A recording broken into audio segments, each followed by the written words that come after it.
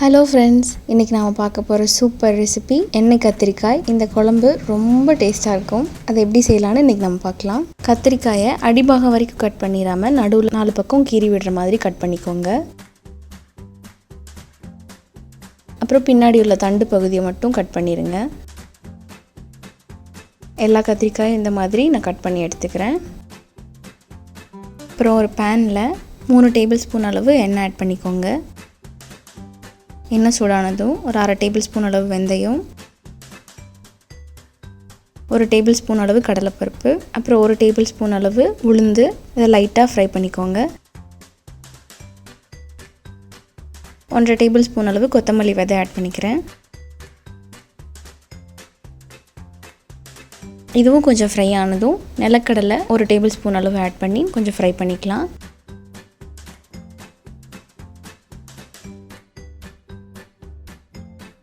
இந்த ஸ்டேஜில் ஒரு 1/4 மூடி அளவுக்கு நான் தேங்காய் எடுத்து வச்சுருக்கேன். அதை ஆட் பண்ணி ஃப்ரை பண்ணிக்கலாம். எல்லாம் இப்போது நல்லா ஃப்ரை ஆகிடுச்சு. இது கொஞ்சம் நேரம் ஆறட்டும். அதுக்கப்புறம் அதை தண்ணியை ஆட் பண்ணி நல்லா மையாக அரைச்சி வச்சுக்கலாம். அது ஆறட்டும். அதுக்குள்ளே ஒரு பெரிய பேனில் 4 டேபிள் ஸ்பூன் அளவு எண்ணெய் ஆட் பண்ணிக்கோங்க. கட் பண்ணி வச்சுருந்த கத்திரிக்காய் ஆட் பண்ணி 3/4 வேகிற அளவுக்கு இதை நல்லா ஃப்ரை பண்ணிக்கலாம்.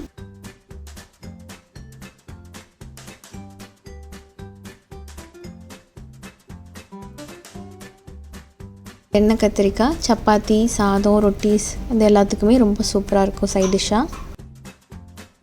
கத்திரிக்காய் நல்லா ஃப்ரை ஆகிடுச்சு. ரொம்ப டார்க் ப்ரௌன் ஆகாமல் பார்த்துக்கோங்க. இது ஒரு பிளேட்டில் இப்போ நம்ம மாற்றி வச்சுக்கிறேன்.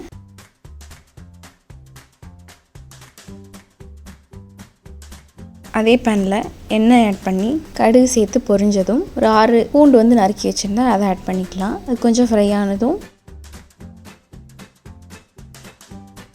ஒரு பெரிய வெங்காயம் நறுக்கி வச்சுருந்தேன். அதையும் ஆட் பண்ணி அப்புறம் ஒரு 2 வரமிளகா கிள்ளி போட்டுக்கோங்க. ஒரு கப் அளவு நல்லா கருவேப்பிலை ஆட் பண்ணி இது எல்லாத்தையும் நல்லா ஃப்ரை பண்ணிக்கலாம் கோல்டன் ப்ரௌனாக.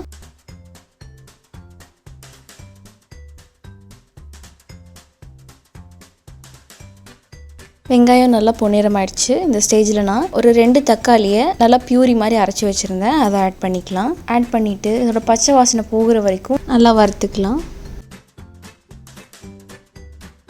அதில் உள்ள தண்ணி பதெல்லாம் போய் கொஞ்சம் கிட்டி ஆயிடுச்சு. இந்த ஸ்டேஜில் நம்ம ஒரு 1/2 டேபிள் ஸ்பூன் அளவு மஞ்சள் தூள், 1 டேபிள் ஸ்பூன் அளவு கொத்தமல்லி தூள், அப்புறம் ஒரு 2 டேபிள் ஸ்பூன் அளவு வீட்லேயே செஞ்ச சாம்பார் தூள், நீங்கள் தனி மிளகாய் தூள் இருந்தாலும் அதையும் ஆட் பண்ணிக்கோங்க.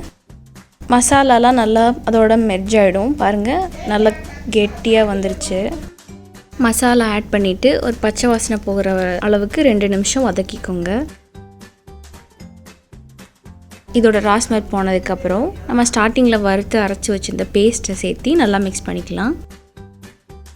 இது இன்க்ரீடியன்ட்ஸ் ஆல்ரெடி ஃப்ரை பண்ணதால் இந்த மிக்ஸை ரொம்ப நேரம் ஃப்ரை பண்ண தேவையில்லை. லைட்டாக கிளறினதுக்கப்புறம் ஒரு பெரிய எலுமிச்சம் சைஸ் அளவுக்கு புளியை கரைச்சி வச்சுருக்கேன். அந்த தண்ணியை இப்போ நம்ம ஆட் பண்ணிக்கலாம்.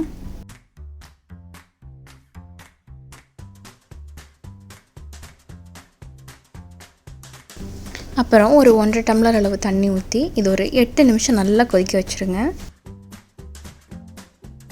உப்பு சேர்த்ததை நான் காமிக்க மறந்துட்டேன். உப்பு தேவையான அளவு பார்த்து நீங்கள் ஆட் பண்ணிக்கோங்க.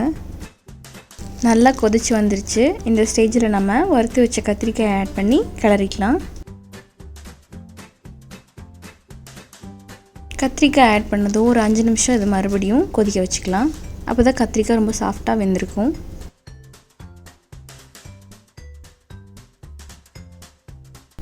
இது நல்லா கொதி வந்ததும் ஸ்டவ் ஆஃப் பண்ணிடலாம்.